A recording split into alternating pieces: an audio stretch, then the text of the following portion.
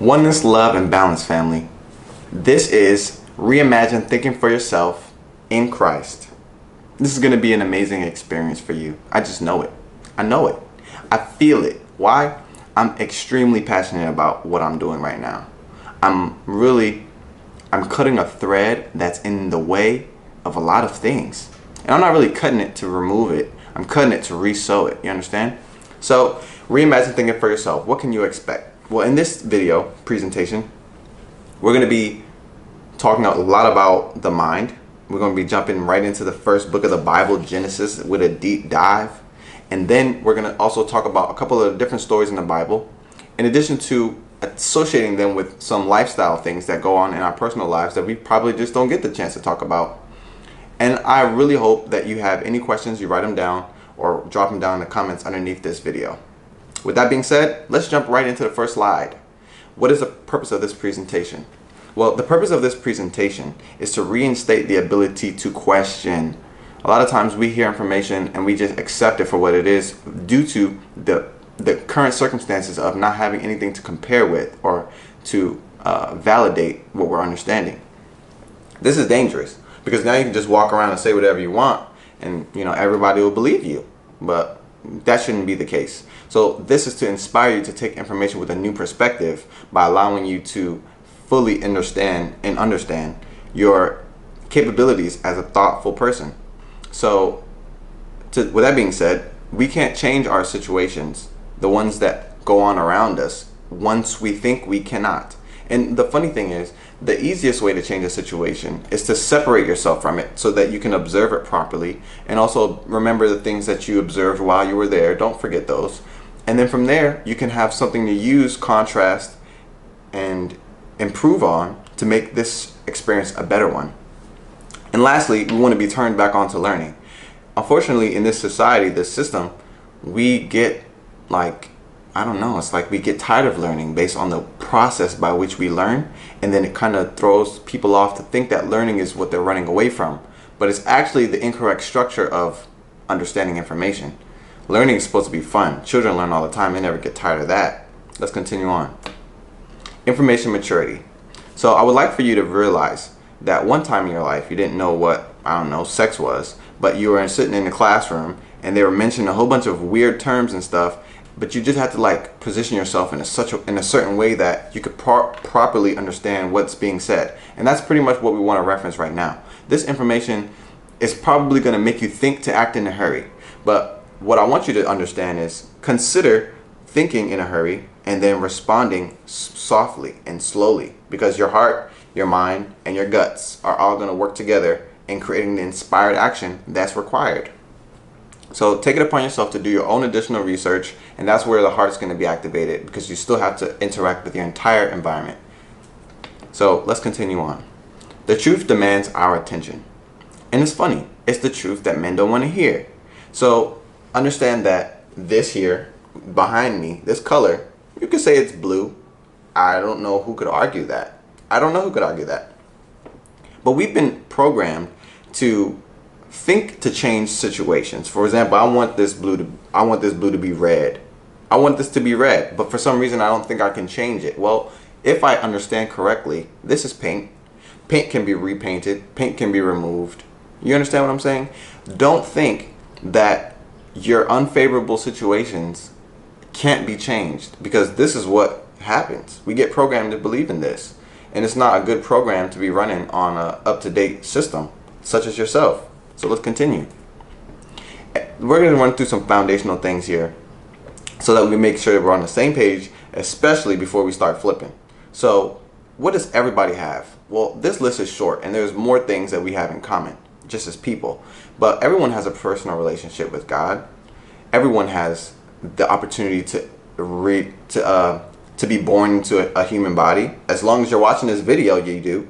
And everyone also has intuitive capabilities. What are intuitive capabilities? Well, for a quick example, if you went to a birthday party with one of your friends and you get there and you're not actually feeling the environment and things are all in your face and you're not really enjoying what's happening, then you would think, I don't like this. Or you would feel, this feels weird.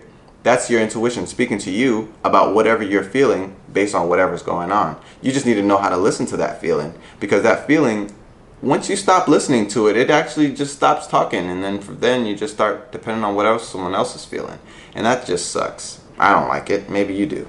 Let's continue. Their own perspective. Everyone has their own perspective.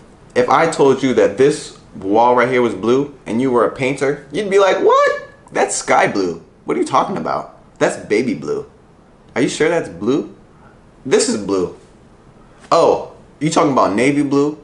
This is perspective. This is blue, but the information in the mind of a painter will have a clear vision of what this blue actually is. Sky blue. You understand? We all have that perspective, which is one sight. Perceive. Per means one. Ceive is sight. So we all have one vision, but we can actually adopt and change visions. It's kind of funny. So let's move on. Physical vessel. See my arms? I got these. This is physical. This is the body. So we're jumping into another foundational part. It's just not knowing. And there's absence of knowledge all over the world, everywhere. I have absence of knowledge all the time.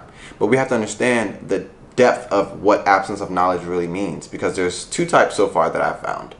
Let's jump right into them. Oh wait, look at this pic. What does I don't know mean? Wait, I just said it.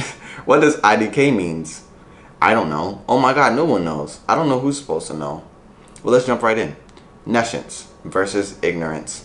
What is nescience? Well, I know what ignorance is. Ignorance is like, well, let's just see the definition. So the definition of ignorance: lack of knowledge or information. Lack of knowledge or information. Ignorance. Okay. Nescience. I never heard the word nescience until I was making this PowerPoint, by the way. Lacking knowledge. Ignorant, but it's an adjective. Well, we have to understand the difference between these two types of not knowing. So for example, if I asked you just a simple question and I said, how old am I? Then you would probably look at my face. If you knew who I am to you personally, or if I have a personal relationship with you, then you would reference how long you've known me. You would reference your age in comparison with mine. You would reference a whole bunch of things that in your mind you know how to calculate what you think the age is. What would be ignorance in this situation? Well, ignorance in this situation would be, you don't have a personal relationship with me. I ask you what my age is, and you close your eyes to answer. Because, funny enough, you might not know my age, but if you look at my face, the type of skin I have some facial hair going on here and all this other stuff, then you would probably use those clues to deduce what the answer is. And if you were to answer with your eyes closed, that would be ignorance. Because the funny thing is, the information is present and available, but you are absolutely choosing not to observe it. So that therefore you don't have the required information to answer the question. So then here again, now what's the difference between ignorance and nescience? Well, nescience is funny because, wait, how would this be funny? It would be funny if I ask a baby, how old am I? Because the baby can't even comprehend what I'm saying. So the information is not available for them to deduce or conclude on the answer. Another example, let me ask you, what is, I don't know, hydrofluoric acid sulfurate? I don't know, I just put a whole bunch of words together. But if you didn't know science, or if you don't know chemistry, then the information is not available to you to deduce a conclusion and say, oh, I know what that is. But if I'm talking to a chemistry student who just skips class but has the book in her backpack, that would be ignorance, because the information is available, but they're just choosing not to observe it. I hope you understand the difference between nescience and ignorance. And we have to understand that we are in the mix of both of these all the time. And there's nothing to be, I would say, upset about, but something to note for the future slides. So, definitions and etymology. Definition. The definition for definition. A statement of exact meaning of a word, especially in a dictionary. And I want to say this real quick. I'm using the available definitions, and I use the term available very strongly because I'm searching these on google.com, and I just screenshot the images and I dropped them on this slide here. So if I were to grab some definitions from one of my personal dictionaries, it might not be fair for you to go back and reference. So that's why I'm using Google's. In addition to that, we also have to know that we're not in control of the available information. It's placed wherever it's placed for us to go observe it. similar to a lot of information that we go and observe. But I use the word available because if Google were to change this definition from the time that I posted this video and the time that you watched this video, then you would know that they have control over what the information really is, as far as we can see. So the second definition for definition, or the second clear, I don't know, what is this? The degree of distinctness in outline of an object, image, or sound. Well, let's bring some clarity to this second part of the definition. If you're talking about high definition, we're talking about a higher level of clarity of the image or sound. If you have a high HD TV, you have a higher definition of the clarity in the image. And that's what the term definition does for us. Behind the word, it gives us a clearer definition, a clearer understanding of what the word actually means. And that's the reason why you're going to see a couple definitions in this PowerPoint presentation so that you can see how the words actually mean once you understand them clearly. So what is the definition for etymology? What is etymology? Well, etymology is the study of the origin of words and the way in which their meanings have changed throughout history. And this is very important because when we start understanding the words that we use today, and then we also capture the glimpse of what those words used to mean, then we can start seeing the rabbit trail behind the understandings that we have as human beings. This is very important. This is very important, and you'll see very soon. Let's jump to the next slide. So where do we begin? I just told you we were going to jump right into the Bible, first book, Genesis. So here we are. Here we are. The account of creation. Genesis 1 verse 1. In the beginning, God created the heavens and the earth. I went ahead and grabbed the definition for account because I was like, account? I didn't even know the definition of it. A report or a description of an event or experience. So we can see clearly this is a report or a description of creation in the first book of the Bible, Genesis 1 verse 1. So how do we now find out what does this really mean? Well, reading it clearly, you can see in the beginning, God created the heavens and the earth. And if you read that from a logical standpoint and you understand that you're on earth right now, then you have to separate heaven from where you are. And this is wrong, unfortunately.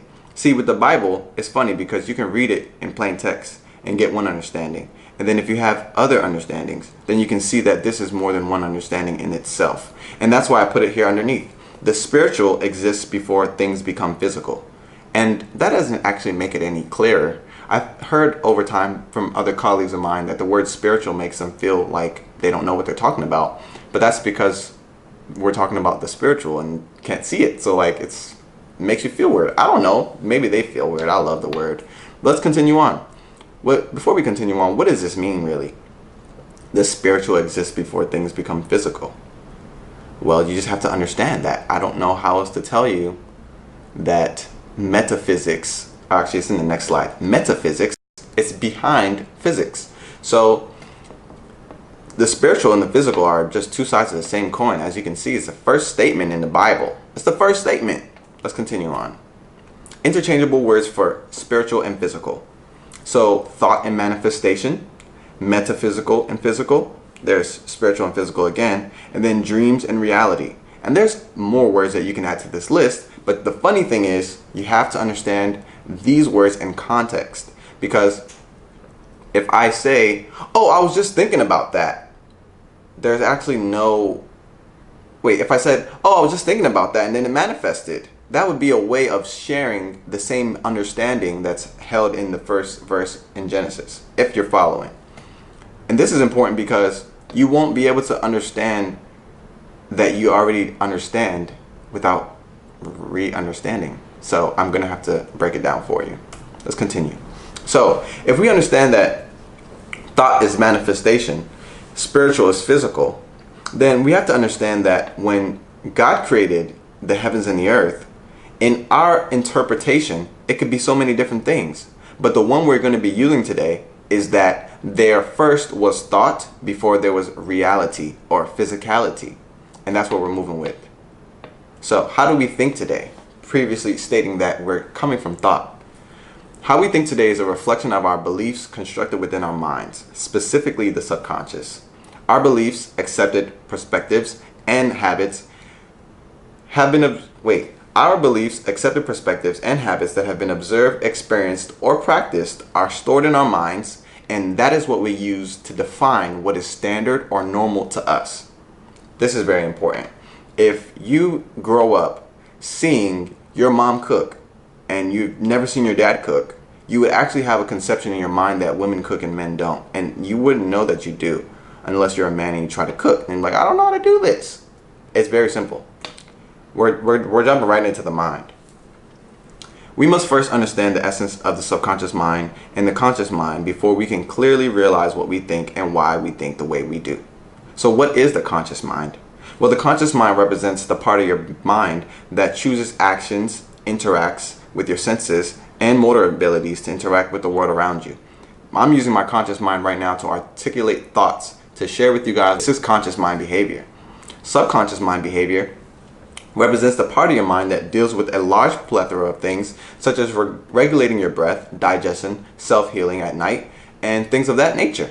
It also manages your habits and beliefs. This is very important because nobody talks about the subconscious. I mean, I've been talking about the subconscious, but like, I don't know anyone. I mean, nobody knows about the subconscious. I don't know why we don't think it's important or something. It's very important. Very. Because if you don't think, then you won't be. That's it. But then if it's not in your subconscious, then how will you think about it? There's a problem, isn't there? Okay, let's continue. The subconscious mind. And here we are breaking down the subconscious mind. We're going to jump right into the definition first. Of or concerning the part of the mind of which is not fully aware, but which influences one's actions and feelings. Pay attention over here to this beautiful iceberg. So if we were physically wherever this iceberg is at, we would have to be on top of the water because we don't breathe underwater. So if we're on top of the water and we see this iceberg, it's huge. Wow, this is ice. Whoa. But then we have no conception of the mass of architecture that's sustaining this thing to float. And there is the subconscious. It's a very clear image of how you see and what you don't see. Because the subconscious is what we don't see, so we therefore don't pay too much attention to it, and it therefore rules our lives without us knowing. And this is not good. This is not good. How is this good? How? I can't see how it's good.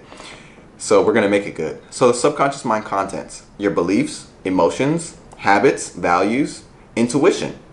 There's lots of stuff in your subconscious mind. And people can plant stuff in your subconscious mind. We're going to get into that in a second. But I just wanted to give you a clear overview of how to observe the subconscious from a, let's say, an outside standpoint before we go inside to look at ourselves. So examples of the subconscious mind. The mind, the garden. Okay, the garden. Thoughts are like seeds. So you can grow flowers or you can grow weeds. I don't know if you've heard this statement before, but this statement illustrates a pessimistic or optimistic outlook in life, and it dictates based on what you choose to plant. And we're going to get right into it. The illustration of flowers or fruit trees in a garden symbolizes positivity, fruitfulness, and the ability to produce life, one that can be shared with others. Because what's the point of a tree? Isn't it for someone else to eat the fruit? The tree doesn't eat itself, or it doesn't eat its own fruit. That never happens. Someone else has to interact with the tree. So in this scenario, when you share whatever you share with others, it has a seed, because we are fruits of our own trees. My trees are the foundation that brought me here. My parents, religion, culture, things like this is what allowed me to be who I am right now. You understand? Cool. All right. So we understand that when we share with others, everything that we share has a seed for a reason. So let's see. Oh wow, Jesus spoke about the garden in Mark 4:26-29. Jesus also said, "The kingdom of God is like a farmer who scatters seed on the ground." Scatter seed on the ground. We're going to get into this. Night and day while he's asleep or awake. The subconscious mind works all day and night, if you didn't know. The seed sprouts and grows, but he does not understand how it happens. The earth produces the crop on its own. That's saying a lot, But we're going to work with the mind, the garden, okay? Let's jump right into this. Another example of the subconscious mind. So weeds, right? Weeds are in the garden sometimes, but weeds are absorbing nutrients. They're stealing water. They're trying to grow and live for themselves too. But the issue with these weeds is that you can't actually have a fruitful garden if you have all these weeds absorbing and sucking up all the moisture and all the nutrients. So what do you do as a farmer? Well, you pluck the weeds out. Well, in this case, weeds are symbolic to negative thoughts, thoughts that don't serve you, thoughts that don't allow you to be the best self, thoughts that don't allow you to improve. These are weeds, and we pull these bad boys right out the root, all right? So the weeds can symbolize a thief that steals your peace of mind and stagnates your growth. Just imagine being in such a beautiful mood. Maybe you woke up in your birthday suit, you know, and like you just get some bad family news. It depends. Depends if that family news will destroy your situation, that peaceful mode that we just explained, that birthday suit, you know what I mean? It's up to you, even though most times, you know, with family, it's a very sensitive place, a very sensitive subject. So if you've received some bad family news, I can kind of guess what happened to your mood. You know what I'm saying? I wouldn't say families are weeds, but in this situation, in this scenario, that bad news would be a weed to the garden. You would have to just take care of it. You can't ignore it like it's not showing up.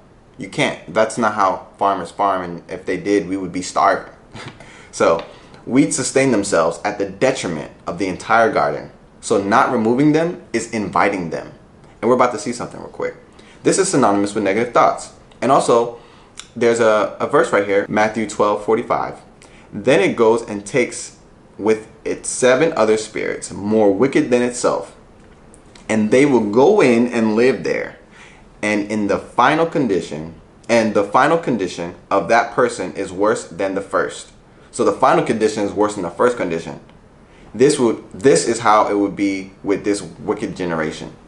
So this scripture, and where I'm using it, is allowing you to understand that, like we just mentioned, without removing the weeds, they're coming back. They're coming back fast. And they're coming back with a team. It says 7 here, but I don't think weeds count. Let's continue. The best part about the weeds. The moment that you want the weeds gone, they are no more. It's all up to you. And it's all up to your decision. Once you make that decision, now you have to serve it by acting. And then that's it. Like if you want to... Oh, so the weeds also teach you that you have to get dirty. And sometimes dirty is the only way to get clean. Sometimes you just got to get dirty. And this PowerPoint is going to get dirty real soon. After we clear up with this mind, the garden, we're going to be getting dirty. All right? So they force you to stay alert, weeds. They force you, because if they show up and you just pretend like they're not there, you're going to lose everything. So you have to be alert with weeds. You have to put in protocol. You have to see what you can do about this. You can't just ignore it. It's not... Because if you want to ignore anything, you are literally inviting it. That's it. Let's continue. There's always time to clean up, but only your yard is not enough. There's always time to clean up, but your yard is not enough. So go pick up some trash. Like, do something for someone else. Do something for another person. Do something for another community. Do something for your community. It's worth it. So thoughts are like seeds. We've already illustrated this, but now we have a beautiful visual from the book of Proverbs 18:21. Death and life are in the power of the tongue, and those who love it will eat its fruit. What? I didn't write that. I didn't write that. Don't come at me like that. I did not write this. I did not write that. I typed this, but I didn't write this Proverbs. You see what I mean? Death and life are in the power of the tongue. So if we're talking about thoughts in the mind, and he's saying death and life in the power of the tongue, it's because every time you export a thought, you're speaking. But what are you speaking each time? Death or life. It's very simple. It's so simple now, I don't even know how simple. I don't even know if it could get simpler. I don't know how.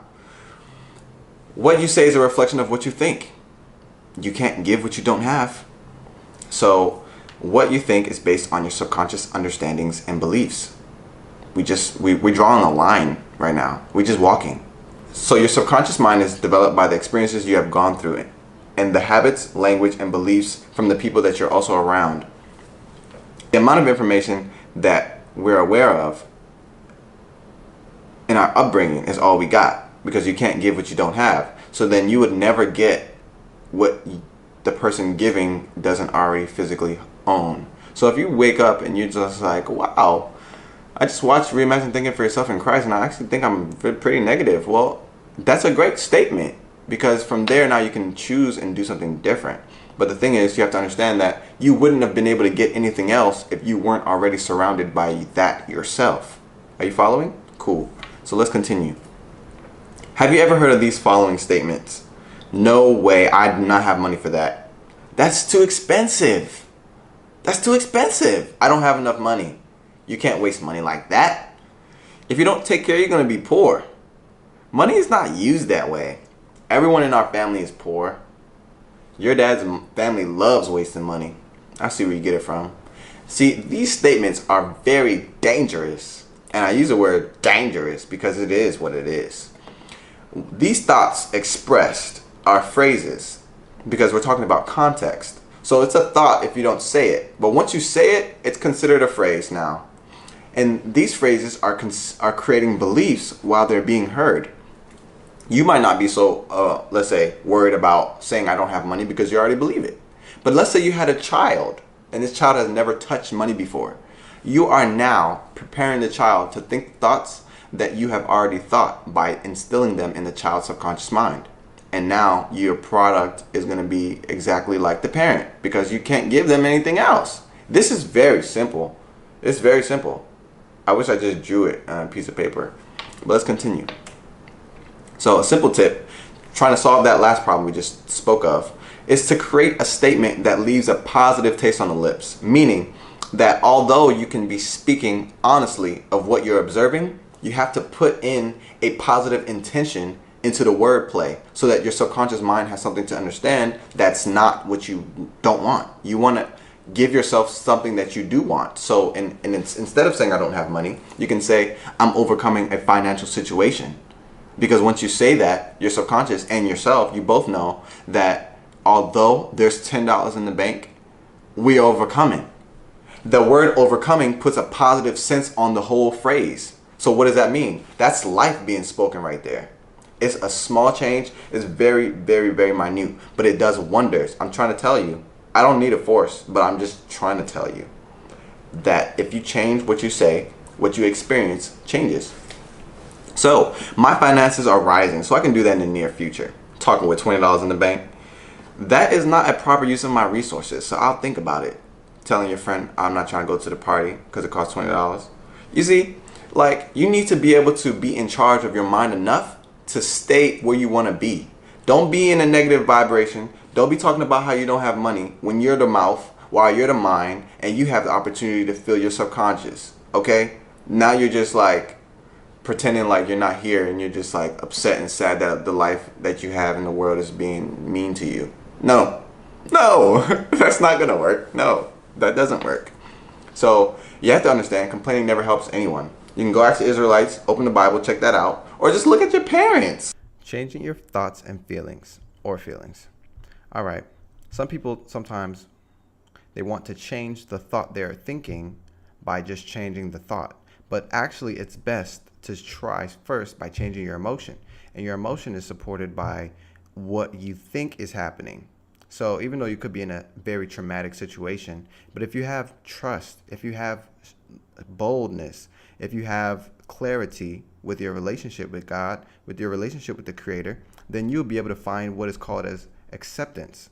Meaning that although something could not be what you want it to be, you have trust in a better day or in a better time, and also you have acceptance that you have accepted that this moment is going to be used to create something better. All right, and that comes from trust. All right, so focus on what you can that is positive. If you want to start changing your thoughts, you have to start changing how you feel. So you have to just pay attention to the things that are already allowing you to feel positive, and it could be just as simple as this.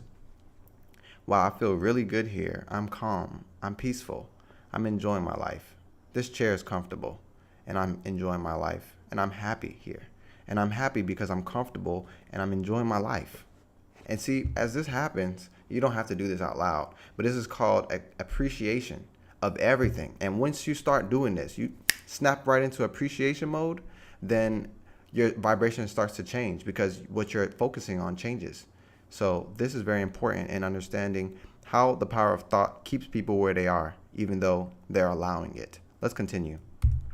So some things to note about the garden. Well, when someone speaks, whatever they say is a representation of their weeds or flowers that they have allowed to grow in their mental garden. So don't just take everything that people say, but listen to what they're saying and why they're saying it. And make sure you only borrow things that are going to be helpful in your garden because you're responsible for your garden. Let's move on to the next slide.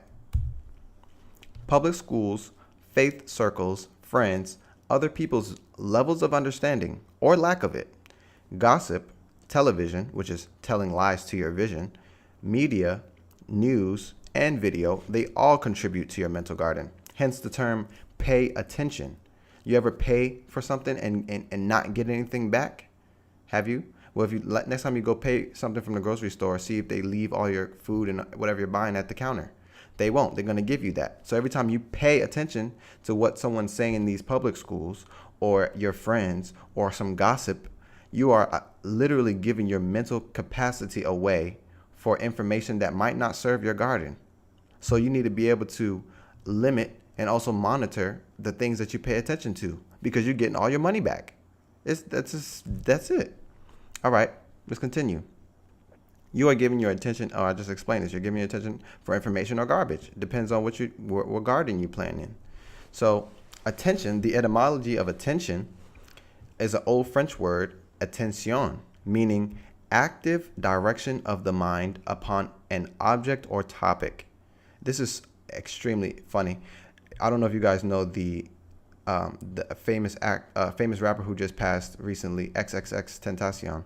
But when I saw attention in this form, it literally, I saw his name there because the words, like the letters, are just so close. But I know he had a lot of people's attention. We'll talk about that in another video. Let's keep going. So the soil. What we have to realize is the soil is a dark abundance where amazing things are birthed, a nebula of space underneath our feet, as above, so below. Where else have you seen a nebula of space? I mean, things grow underground, but what's going on in the stars? What's going on in the astral realm? We don't even look at those things. But did you notice that it's dark up there and it's dark underneath our feet too? Well, dang, I thought that was pretty important. I thought that was interesting. So look, abundant, powerful, black. Look at that one. Capable of producing anything. Anything. So whatever you plant will grow with attention. How can you grow or nurture a plant if you're not consistently watering it? So if you have a new idea or if you have a new thought that you want to implement into your life, you must pay attention to that. And if it's prosperity, helping others, and being a source of help, then you must get yourself in that type of soil, plant that type of seed, and pay that type of attention. It's very simple. We all farmers. Let's keep going. So now we're going to look at the computer, the mind's copycat. Because I've realized that the computer was a brilliant way of explaining a visual of the conscious and subconscious. So here it is. On the conscious side, we know that we spoke about how conscious is me right now choosing my thoughts and speaking. This is conscious. So that's down here in the output. Why? Because it comes out of my system. It comes out from me. So what comes out of a computer? Well, sound comes out of the speaker. Okay. An image or video comes out of the monitor. Okay. So those are two outputs of the computer. Well, what do I need as a human? Well, I take in light through the retina in my eyeball. So that's an input. Okay. And food goes through my mouth. And it's vegan food. So that's an input. So over here, computer inputs. What does your computer need? What does the computer deal with to make something out of it? It deals with the keys on the keyboard. I wouldn't have been able to put this whole presentation together without me putting in some symbols and putting the K right next to the E, right next to the Y. Okay, that's input.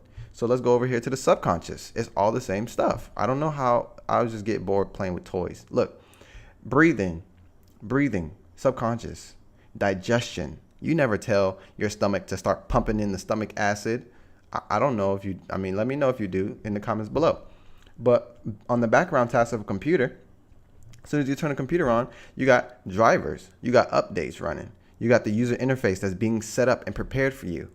when the computer is ready for you, when you start touching on the mouse, it just starts working. Why though? Because the drivers are saved in the memory, in the BIOS of the computer, and once power is hit to the processor, all these recorded actions start happening. Because why? The computer wants to be ready for you. So everything the computer needs to do to get ready is going to do that. What happens when you wake up? Well, all the things that happened last night, your body takes care of while you're sleeping. Subconscious. It's the same stuff. Let's continue. Have you ever had a virus on your computer? Well, if you have, you know that you can't do nothing on it while the virus is acting up. You got like 15 windows trying to close all of them. I wish I had a video GIF to show you how crazy it is. But if you ever had too many programs running on a computer, it also runs slow. Imagine if you're trying to do some jumping jacks and some squats. Well, I know somebody out there is really athletic. He just thought, yeah, you could do a jumping jack and land into a squat and do the jumping jack and land into a squat. And I'm like, okay, cool. But then what if you wanted to pick up dumbbells and do some rows at the same time? So then you would have to do a jumping jack, do a squat, and do a row. But just imagine adding another workout to this. This is the same thing as adding programs to your computer. You can only focus on so many things at the same time to execute on them properly. So let's see. I have a friend named John. And I was like, yo, John, go download Uber so we can go to the market. I left my phone in the house. And this is the phone John came out with. John got this phone in his pocket. I'm like, John, what you think, bro? We ain't going anywhere. Where's my phone? Let's go back home. Let me go get my phone. And why is this important? It's important because John would hope to use this new technology. He would hope to get on this new frequency. He would hope to be a part of what's happening that people are taking advantage of and is working for them. But he's still using old hardware. He don't even have a touchscreen, let alone does he got a SD card or a SIM card. He does have a SIM card, I'm pretty sure, hopefully. I don't know, John, you need to get a new phone, bro. So look, sometimes a new program will require new software or new hardware. Uber is not going to run on that, John. So imagine if you needed new software, you would just go to your app. If you use an iPhone, you go to your settings, you go to your update, and you'll see that you have a device update. That would be software. And hardware would be like you could just crack your screen and you need a new screen now because that has to physically be removed. So humans, like us, we can change hardware through processes like surgery.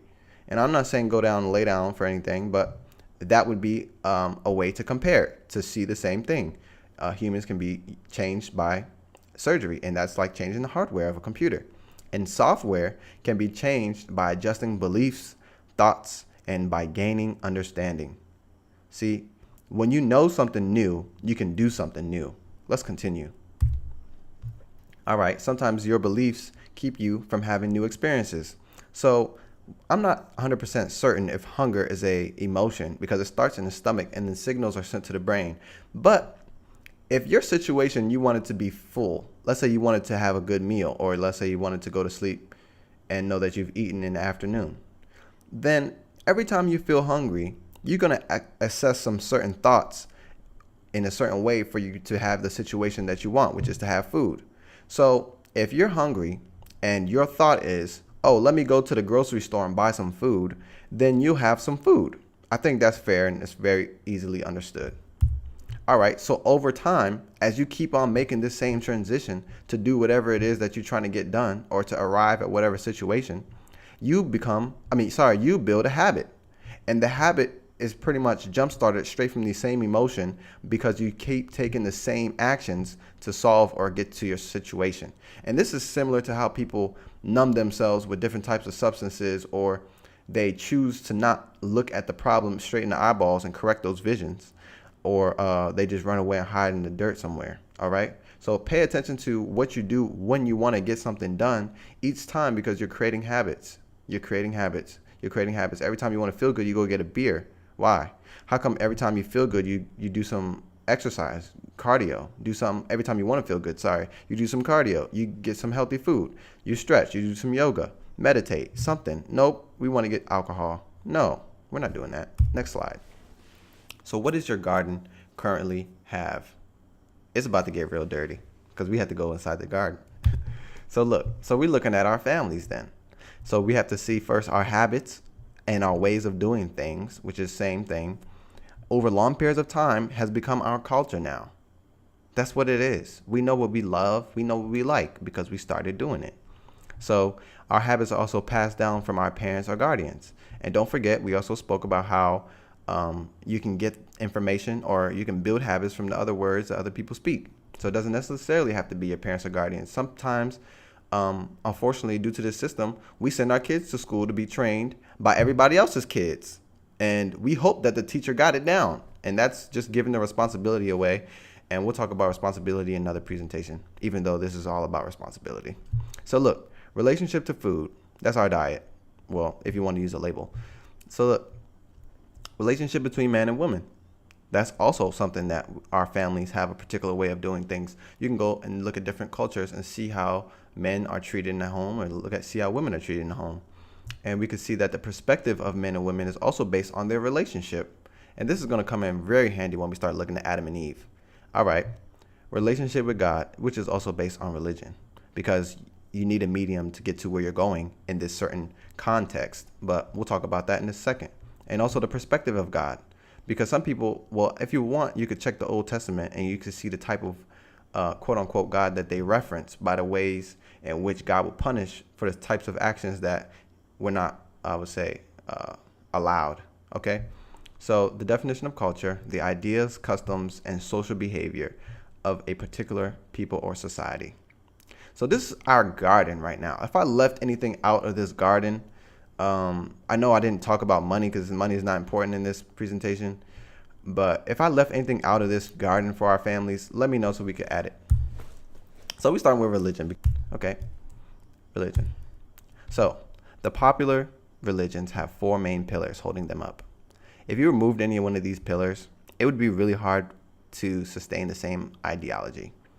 It has to change in some shape, form, or fashion. It would have to, because the belief is the foundation. The belief is the expectance.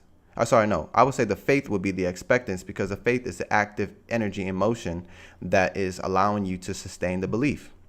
But both of these things come out through the literature, because the literature helps you associate the symbols and the characters and the ideas to what you have in your mind right now. Because how are you going to know something if you're not observing it?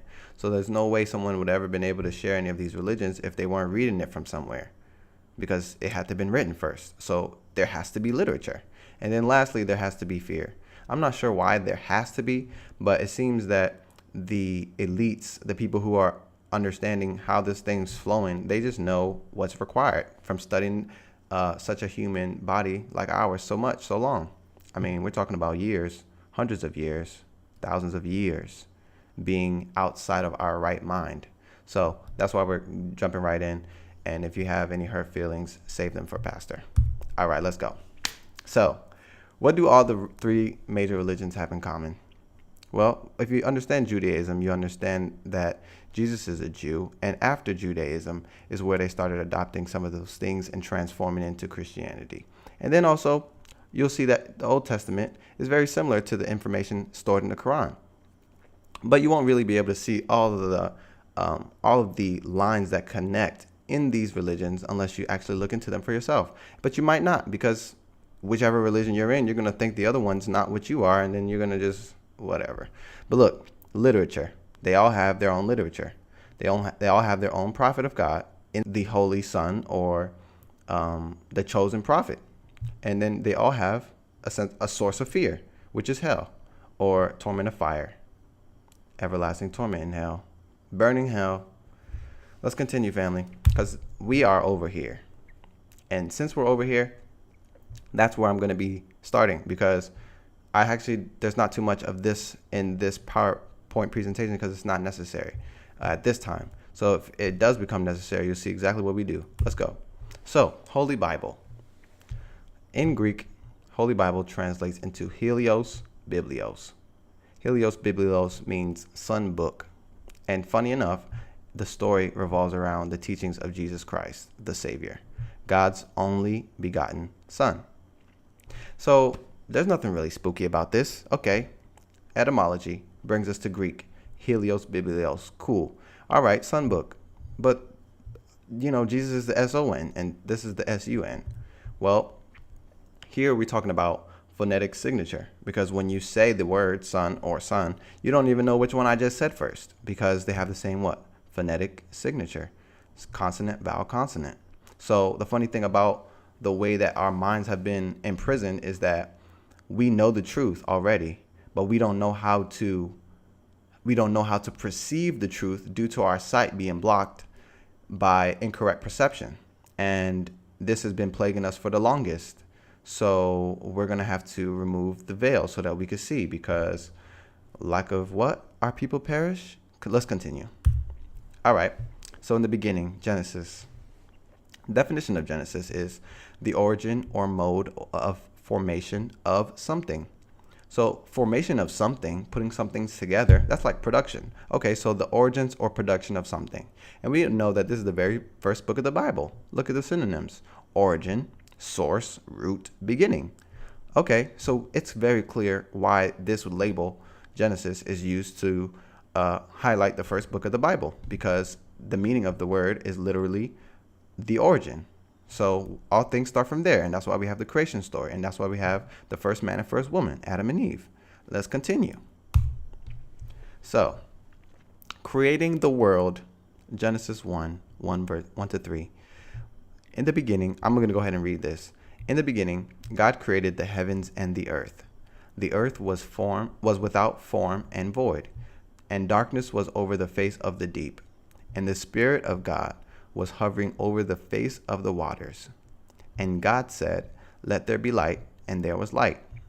And God saw that the light was good, and God separated the light from the darkness. God called the light day, and the darkness he called night. And there was evening, and there was morning, the first day. So before we jump into what we're trying to see in this verse, I just want to let y'all know, I don't know why evening comes first before morning. I don't know. I haven't figured that out. I don't know. If anybody knows, drop a comment. So we see that God is here creating the world and letting us know how he did it. So the heavens and the earth, when we're thinking of it physically, we're thinking of it as the earth is a soil and heaven is, clouds or gold roads and stuff. That's what they tell us anyway. But then from our previous slide, you have the understanding that the spiritual and the physical are created, and they co-create with each other. And here we can see the next thing God did was say that let there be light, and there was light. So God created light. Okay. And then he saw the light was good, and he separated the light from the darkness, called the light day, called the darkness night. Okay. So underneath here, I have all the steps that God just did. And into verse 6, he separates the waters of heavens from the waters of earth. But there's one thing here that I'm not so certain about. This is my issue, actually. Why did God say something and didn't create sound already? Because we already on the first verse. This is chapter 1, verse 2. So when did you create sound, God? Because you didn't even tell us about sound, and you just started saying stuff. That's tripping. You're tripping.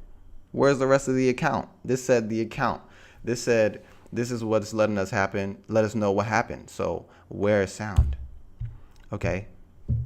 Maybe they didn't think it was necessary to tell us. I don't know. Was a light that God created the sun?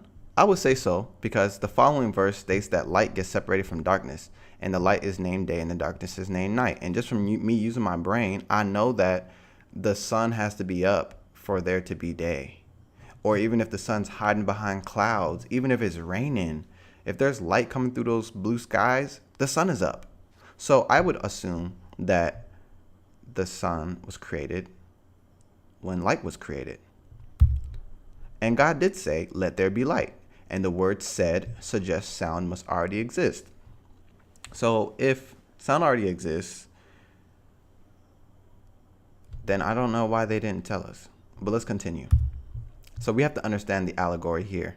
And allegory is a great word to add to your vocabulary. You're going to love this.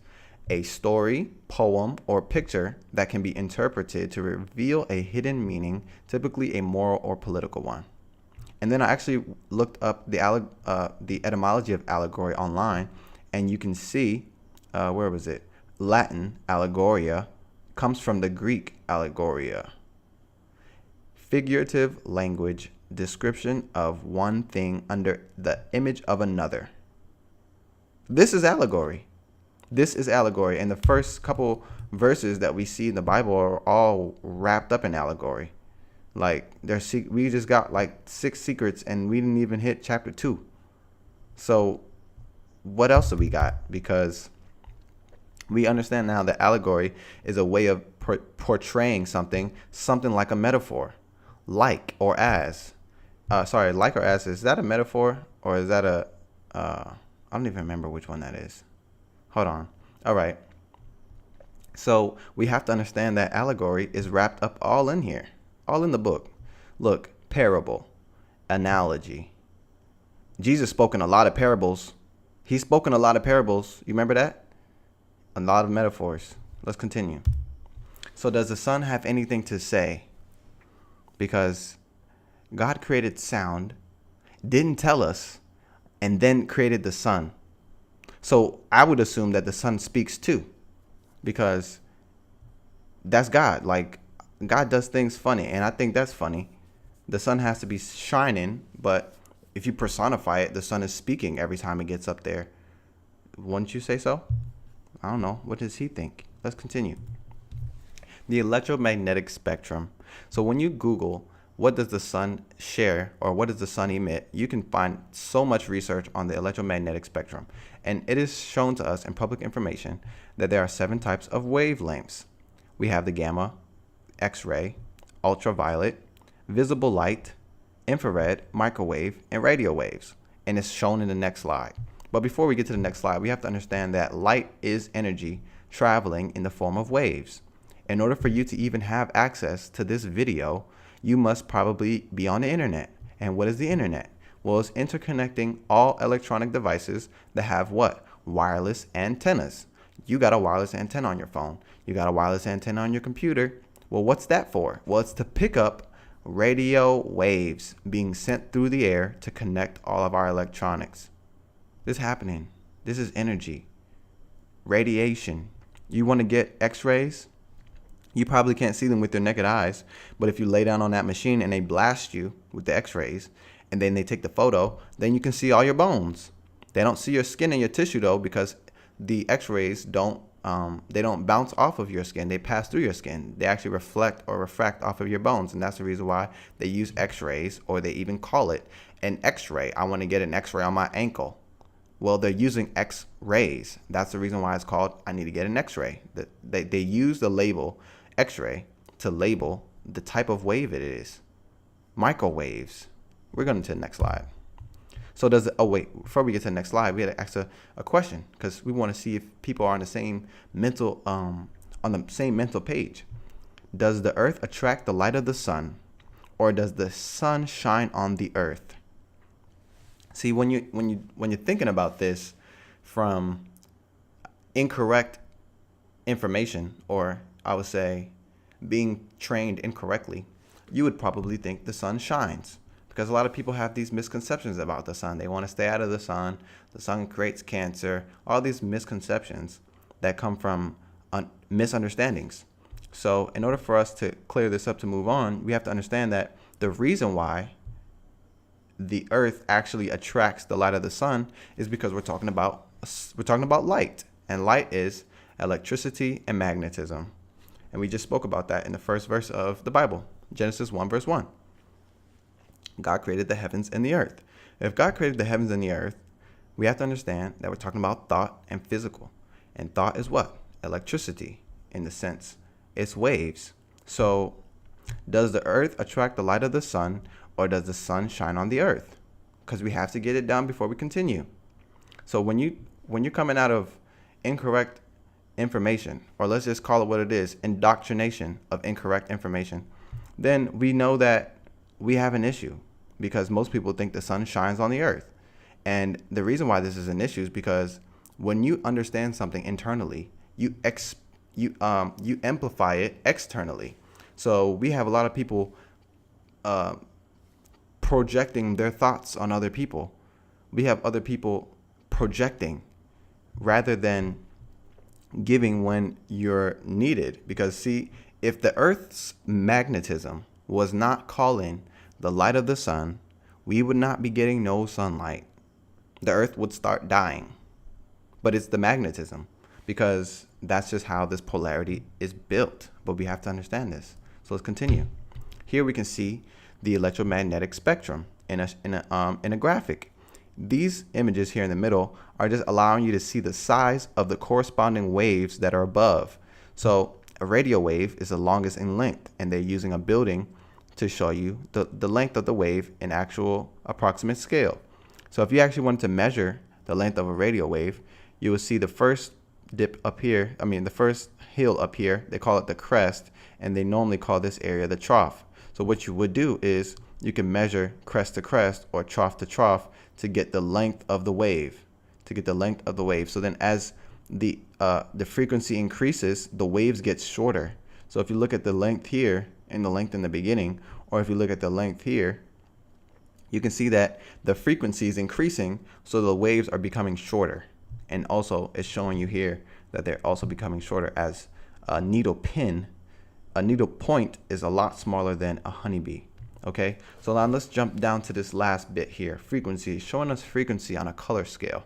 And the reason why this is important, first, it starts in black, it starts in darkness, and it ends also in darkness. That's the first thing. And then I will also want to show, we have to notice this part right here, because this is the visible light spectrum. And in the visible light spectrum, we have all the colors of the rainbow. So we have red, we have orange, we have yellow, we have a little bit of green, we have blue, and we have that purple, violet. So why is this important? Well, it's important because the frequency as it increases, color shows us the frequency as it increases. So low color frequency would be red, and high color frequency would be this violet or this purple, this blue outside the visible before it goes into ultraviolet. Let's see. This is another image of the electromagnetic spectrum, just showing you the visible light spectrum in a zoom way. Look, visible light, and you can see 385 terahertz frequency. Don't worry about that for now, but you can just understand that the lowest frequency on the scale is red, and it increases. And as it increases, colors change from red to orange to yellow to green to blue to violet. And this is going to be really important, especially in the next section. So we already find the secrets in the beginning. And we already know that these true stories give us the understandings God intended for us children. But unfortunately, we don't have the accurate images being saved in our subconscious that allows us to grow and actually see our God in fullness. Because most people are going to church but thinking that the sun's going to give them cancer, but the sun is the exact same thing that allows them to even be alive right now. So why would it do something good and do something bad? That sounds like a subconscious misconception. Let's continue. We're getting the mind right. All right. Adam and Eve. We're talking here from Genesis 2 verse 7. I'm going to go ahead and read this first. Then the Lord God formed the man from the dust of the ground. He breathed the breath of life into the man's nostrils, and the man became a living person. Well, see, this is funny because dust of the ground makes you really think that God was kneeling on his knees, or he was just putting his hands through the sky and he put some dust together and some wind blew, and before you knew it, some skin started showing. And then, I'm just creating a misconception. Like, I don't know how this is going to become true or how this is true. It's definitely allegorical. It's definitely not saying that dust actually produced this person. But then actually when you understand science and you see how atoms turn into molecules when they connect, when they join, and they exchange electrons, then they become macromolecules. From there, they turn into organelle connect and become cells. Cells develop into tissues, tissues into organs, organs into organ systems, and organ systems into organisms.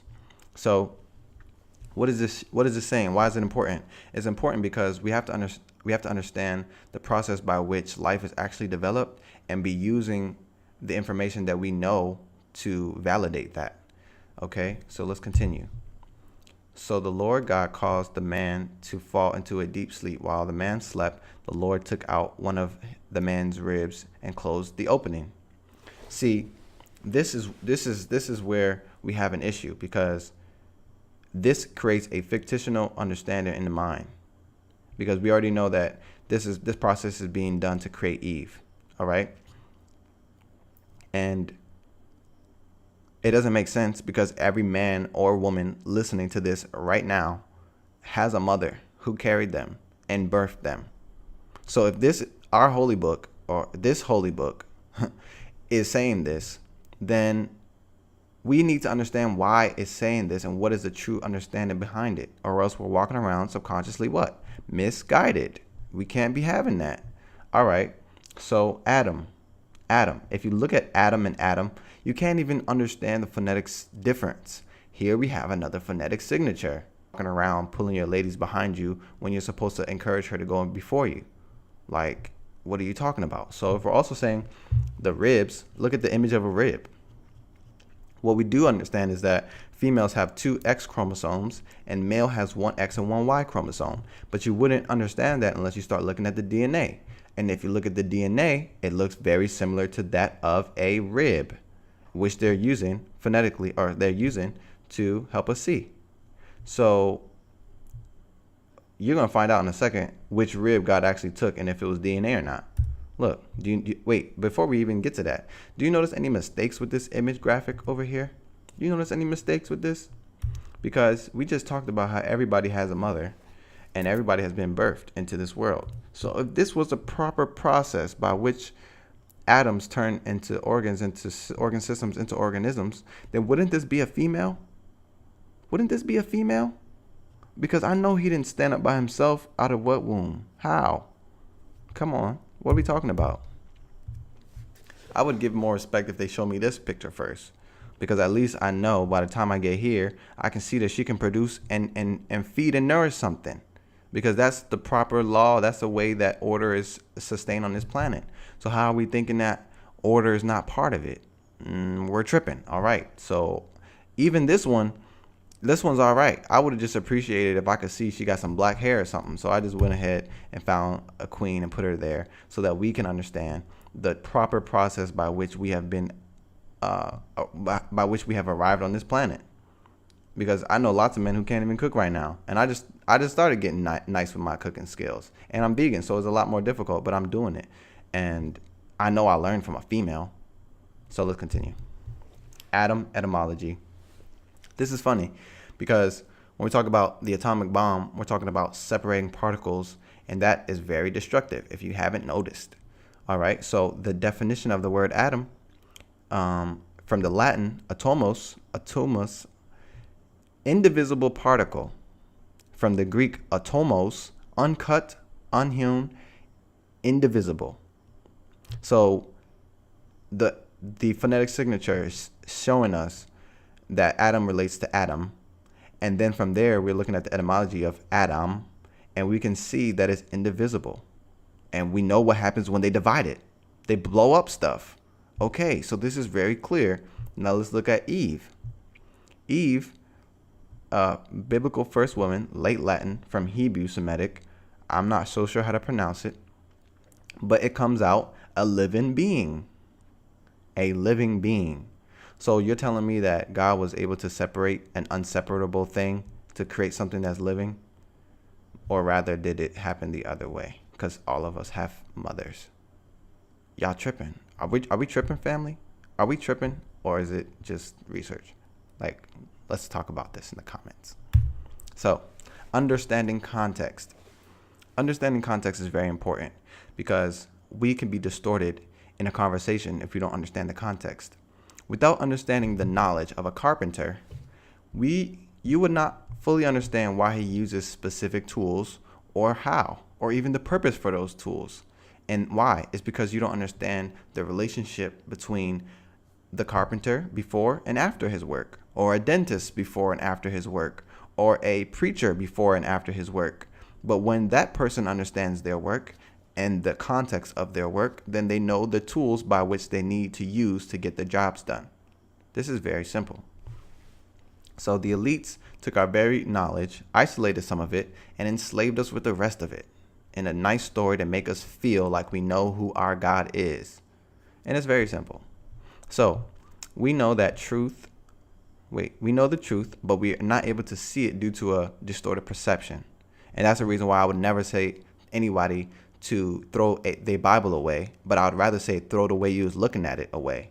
Because if you throw that away, then you can actually see what's in this Bible so that you can use it to the best benefit for your life. It's very simple. That's why I love my people. I don't care what they're thinking about. I still love them. So let's continue.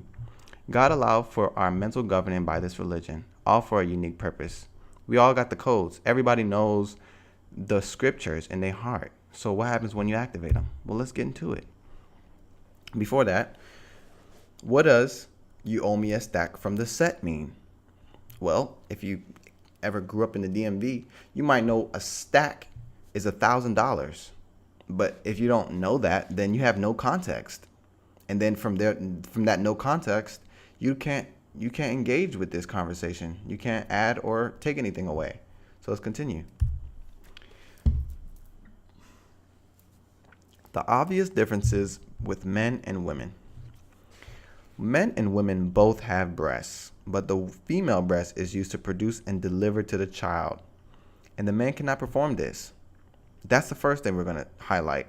We're talking about provider. We're talking about provider. Look, I should have grabbed those provider scriptures so I could show you. Look, women endure 9 months of conception to bring new humans into this world. Men take part in a more minute way compared to the pain and discipline required to produce a healthy child. Okay? I don't know what it's like to have a baby on the way, but I can't imagine a nice Sunday night, baby on the way, and I'm watching the game, and I'm drinking a beer, and you're not. I actually don't drink alcohol, but you just saw the illustration I just created. Women have cramping and bleeding once a month. I put this little squiggly here because sometimes, ladies, sometimes it'd be like this, sometimes it'd be like that. I don't know. Whatever your moon cycle is looking like. All right, let's continue. Women live to a standard set by men, and the foundation of that standard is birthed from the aspects and the qualities of white women. And the reason why I put this here is because it's very important that we know that they are not showing us ourselves in none of this image or movies, media, videos. They're not really doing that for us. What they will do is grab some weave, put some makeup on this lady, and throw her on there because she's really good.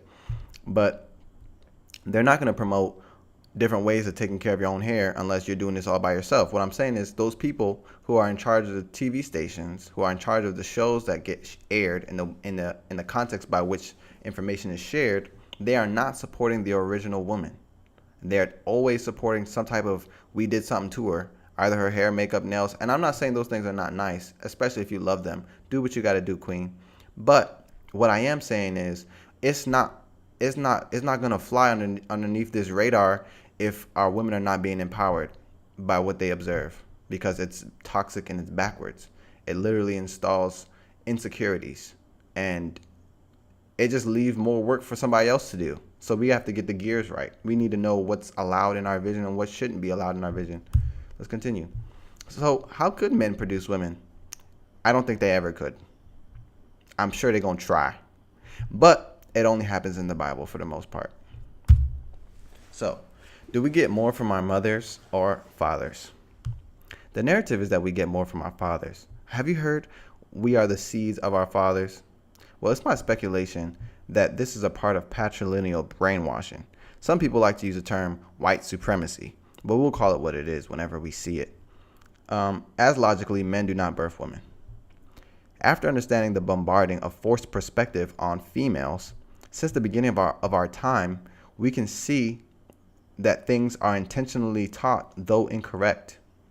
So I'm gonna take a break right here just to share some insight on what I think about this process of slavery and bringing us up into this moment. What we have to understand is, although black people were treated in the context, in this narrative that they've given us through his story, we can see that our people weren't treated the best. and we were too forgiving consistently over and over and over to change much. But one thing we have to know for sure is that our women never left us, because if they weren't taking pain or taking violation for the sake of other people, they were still protecting other people. They were still feeding us. They were still there, and they've not turned their backs on us. So it's like, if they're forcing perspective, then we have to allow people to be themselves so that they can actually feel like they are who they are. If not, then we're just continuing the work of mental enslavement, and it's breaking and destroying the black family. Because this is all that the game is, as far as I can see, is the disruption of the black household. And we're going to get more into it when we start looking at the Holy Trinity. But mitochondrial DNA. Mitochondrial DNA is the genetic DNA located in the mitochondria. Mitochondria is the powerhouse of the cell. This is the energy station. And it's passed down from our mothers to sons and daughters. But males cannot pass down their mother's mtDNA to their children, because the mitochondrial DNA is transferred through the female egg. The mitochondrial DNA in the male sperm is destroyed after fertilization of the embryo. And you can look this up. I even got a small fact for you here. Mitochondria in mammalian sperm are usually destroyed by the egg cell after fertilization. It's very clear. So, seeds of your fathers, we're going to have to talk about that.